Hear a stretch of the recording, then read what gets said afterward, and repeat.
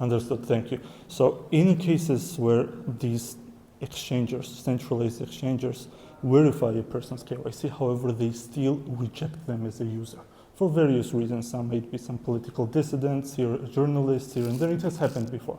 What happens with Hinkal? You have our KYC, but it has been still, the access has been denied for me to use Binance, so to say. Will you accept me?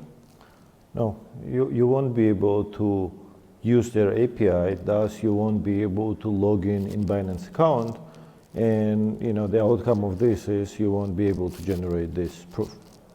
Well, what I'm asking is that KYC has been passed. They verified my identity, but they just refused my service. Mm-hmm. It's still the same. I cannot use Hinkal. How can this be possible? To be refused of service?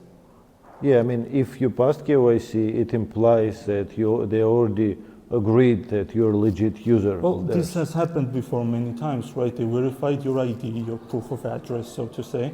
However, there might have been some other issues that they didn't like after you used their account, their services, right? Mm-hmm. There have been many people in Europe, especially where their accounts have been shut down from Kraken, Coinbase, Binance because of their activities. Maybe they're journalists or politicians or something.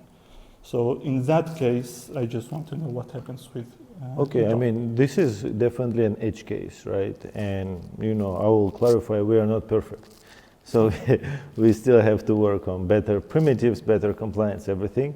But this use case actually reminds me about the exchanges, kind of tier 2 exchanges that we have now, such as MXC.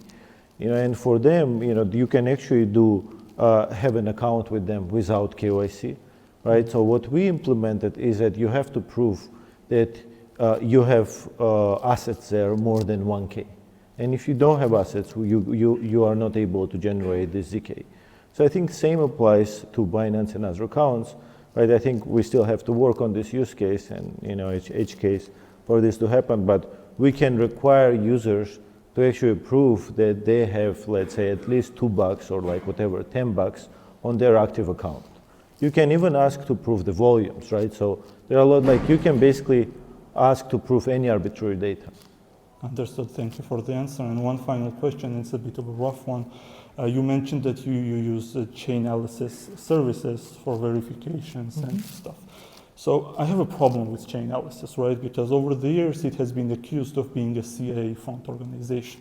They've been accused of they started as, they got their money from CIA, they started as that, and over the years, it's been told that they go after people that that CIA finds troublesome, right? So again, with the question, there might be some political dissident, anyone fighting against government or some tyranny that might be in interest of the CIA. And well, chain analysis just tells you that, we flagged that's just a bad person. And you just automatically refuse their service, right? So my question mostly is that chain analysis is far from perfect, and is there an idea to move past that and use some other services instead of chain analysis? Yeah, so we are not married on chain analysis, right? So there are a few other services. There's Crystal, there's TRM Labs, and of course, it's in our best interest to use all of them, right? And if it's green light even on one of them, it should be green light with us, right? I think that's a system that I would envision for Hinkal. But we don't have 1,000 people in the team yet, right? I think in the next stages we will definitely think about it.